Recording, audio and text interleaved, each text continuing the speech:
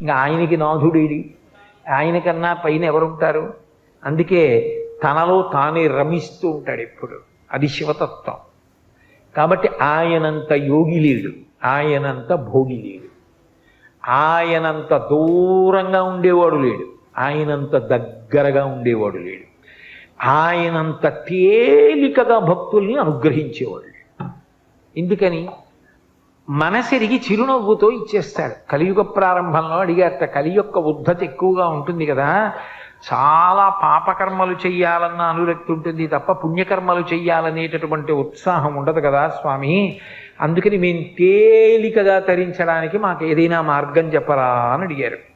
అడిగితే ఆయన అన్నాడు, మీకు అందరికీ మోక్షం కావాలని కదా తాపత్రయం, సరే నేను ఒక మాట చెప్తాను చెయ్యండి అన్నాడు. దర్శనాత్ అభ్రతసి, చిదంబరంలో ఎలా దర్శనం చేయాలో అలా చేయండి, మోక్షం ఇచ్చేస్తాను.